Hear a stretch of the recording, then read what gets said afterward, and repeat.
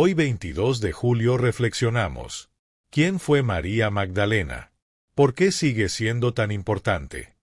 El 22 de julio, la Iglesia celebra la fiesta de Santa María Magdalena cada 22 de julio, en reconocimiento a su papel clave en la historia de la salvación. Es un día para recordar su testimonio valiente, su transformación radical y su fidelidad inquebrantable. ¿Quién fue Santa María Magdalena? Santa María Magdalena fue una de las figuras femeninas más importantes en el círculo de seguidores de Jesús. Su historia es tan poderosa como profundamente incomprendida a lo largo de los siglos. María Magdalena fue una de las mujeres que formaban parte del grupo de discípulos de Jesús. Si exceptuamos lo que dicen los evangelios sobre esta mujer, los datos o noticias históricas sobre ella son casi nulos y, dejando el ámbito de la historia, se entra ya en el de la leyenda.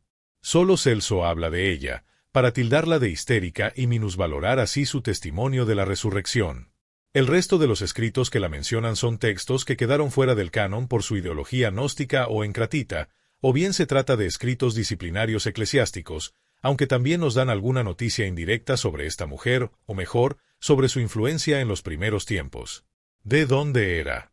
Su nombre completo, María Magdalena, significa literalmente María de Magdala.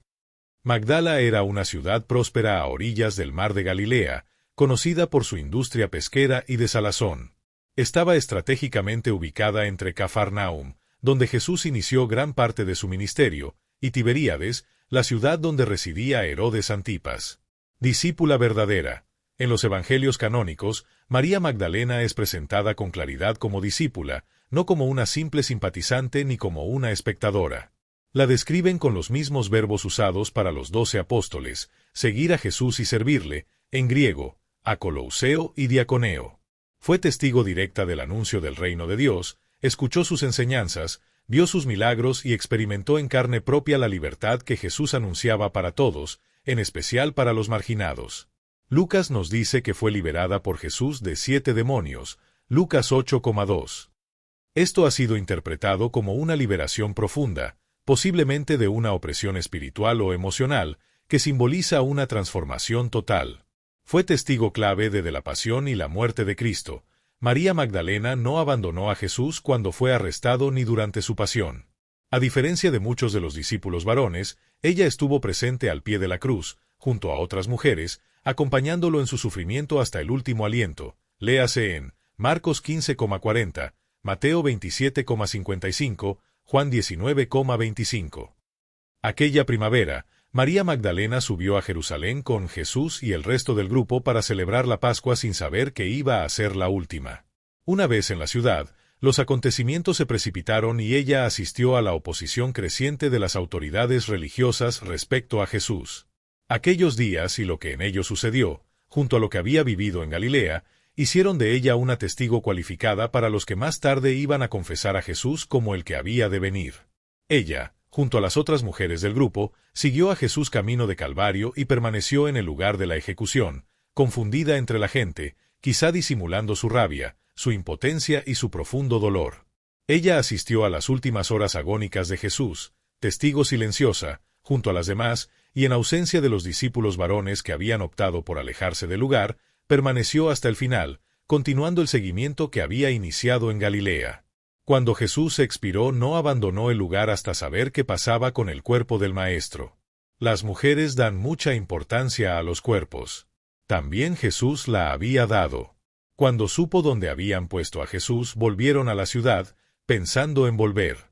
Ella, junto a las demás, se convirtió así en testigo de la muerte y sepultura de Jesús. Irónicamente, las mujeres que no podían ser testigos en la sociedad, se convertían en las únicas con que podía contar la comunidad para recordar las últimas horas de vida de Jesús. Mucho se ha discutido últimamente si Jesús fue enterrado en un sepulcro o en una fosa común, y si lo fue por amigos o por los mismos soldados. Esta posición tiende a minusvalorar o hacer desaparecer a las mujeres y su papel de testigos, pero esto representaba tal incomodidad que no se entiende cómo no ha desaparecido, a no ser que respondiera a una noticia histórica. Los relatos de la sepultura parecen contener un núcleo histórico en el que se habla de la sepultura de Jesús por un judío, temeroso de la ley, y la presencia en el lugar de las mujeres discípulas que miraban donde era puesto. Entre ellas, fueron 2 o 3, estaba María Magdalena. Pero no solo de la sepultura iba a ser testigo. Algo más importante y trascendental le esperaba. Debido a su plan literario teológico, Juan no menciona a las mujeres como testigos de la sepultura, sino que son José de Arimatea y Nicodemo, dibujados por él como los amigos del novio, quienes preparan su cuerpo, de forma regia, para el encuentro con la amada, la comunidad representada por María Magdalena. También fue primer testigo del resucitado. El momento culminante de su historia ocurre en el Evangelio de Juan, 20,11-18, donde María Magdalena es la primera persona en ver a Jesús resucitado. Ella fue quien recibió la primera cristofanía, es decir, la primera aparición del Cristo glorioso.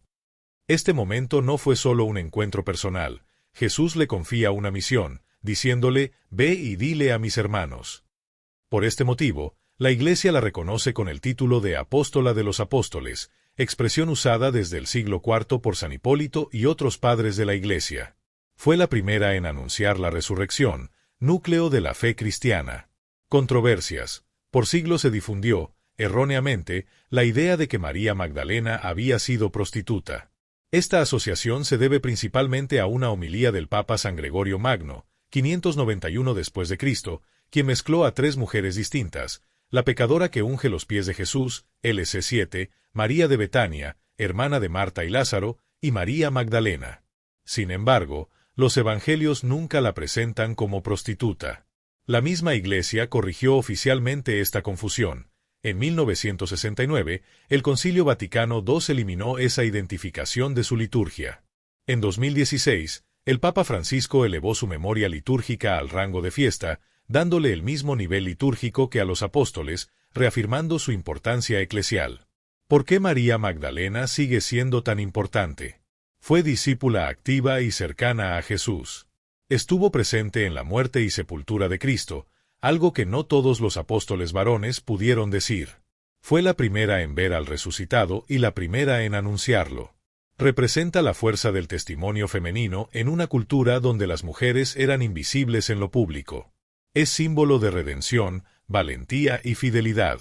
La Iglesia celebra la fiesta de Santa María Magdalena cada 22 de julio, en reconocimiento a su papel clave en la historia de la salvación. Es un día para recordar su testimonio valiente, su transformación radical y su fidelidad inquebrantable. María Magdalena no fue la mujer del pasado, fue la mujer del primer anuncio. No fue la caída, fue el comienzo. No fue la última en llegar, fue la primera en proclamar: Él vive.